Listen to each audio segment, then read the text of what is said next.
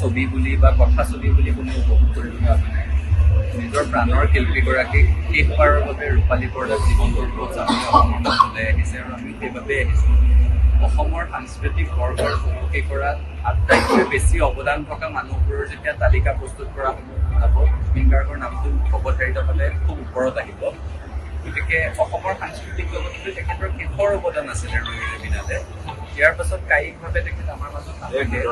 গতিকে আমি সকলোকে এটা কথাই আহ্বান জনাইছোঁ যাতে এই ছবিখন উপভোগ কৰাৰ সময়ত জুবিন গাৰ্গ ডাঙৰীয়া পাইৰেচিৰ সম্পূৰ্ণ বিৰুদ্ধে আছিলে। পাইৰেচিৰ বিৰুদ্ধে জনমত গঠন কৰিবলৈ, সজাগতা সৃষ্টি কৰিবলৈ তেওঁ আৰম্ভণিৰ পৰাই যথেষ্ট সক্ৰিয় ভূমিকা লৈছিলে। আজিও দেখিছোঁ যে এই চলচ্চিত্ৰখনৰ কিছু অংশ মানুহে স্ক্ৰীণ ৰেকৰ্ড কৰি সামাজিক মাধ্যমত আপলোড কৰিছে। তেওঁলোকৰ কাৰণে দুটামান ভিউৱাৰ্ছ বাঢ়িব, দুটামান লাইক কমেণ্ট বাঢ়িব বা মনিটাইজেশ্যন থাকিলে 2 পইচা বেছিকৈ পাব। কিন্তু জুবিন গাৰ্গৰ আত্মাটোৱে কষ্ট পাব। সেই কামটো নকৰিবৰ কাৰণে সকলোকে অনুৰোধ জনাইছোঁ। আৰু সকলোৱে চলচ্চিত্ৰখন উপভোগ কৰিবলৈ বিচাৰিছে। অভূতপূৰ্ব এটা পৰিৱেশ, আগতে কেতিয়াও নোহোৱাকৈ পুৱতি নিশা দৰ্শনী আৰম্ভ হৈছে। আৰু জুবিন গাৰ্গৰ যিটো সপোন আছিল, যিটো সপোন লৈ মুম্বাইৰ পৰা ঘূৰি আহিছে যে অসমৰ চলচ্চিত্ৰ উদ্যোগটোক বলিষ্ঠভাৱে প্ৰতিষ্ঠা কৰিব লাগে, আজিৰ কিন্তু সেই মাইলৰ খুঁটিব।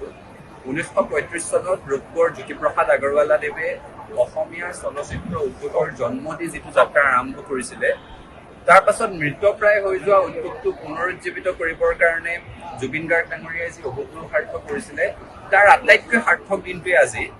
আজিৰ দিনটোত যদি আমি তেখেতক কায়িকভাৱে আমাৰ মাজত পালোহেঁতেন, তেতিয়াহ'লে ইয়াৰ উৎসাহ দুগুণে চৰিলহেঁতেন।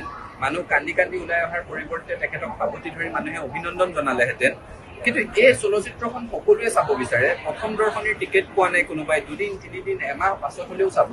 গতিকে প্ৰথম চোৱাৰ সুযোগ পোৱাসকলে নিজৰ ফেচবুক ফলোৱাৰ্ছ বঢ়োৱাৰ তাৰণাত কোনো কাৰণত যাতে এইখনৰ স্ক্ৰীণ ৰেকৰ্ড কৰি আপলোড নকৰে, তাৰ বাবে সকলোকে অনুৰোধ জনাইছোঁ।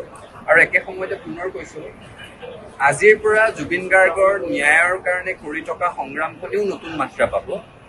জুবিন গাৰ্গক শেষবাৰৰ বাবে ৰূপালী পৰ্দাত জীৱন্তভাৱে চোৱাৰ পাছত সেই মানুহজন যে আমাৰ মাজৰ পৰা হেৰাই গ'ল, সেই সুখটোৱে আমাক অধিক পিন্ধিব, অধিক খুন্দিব। গতিকে ন্যায়ৰ সংগ্ৰামখনো শক্তিশালী হ'ব।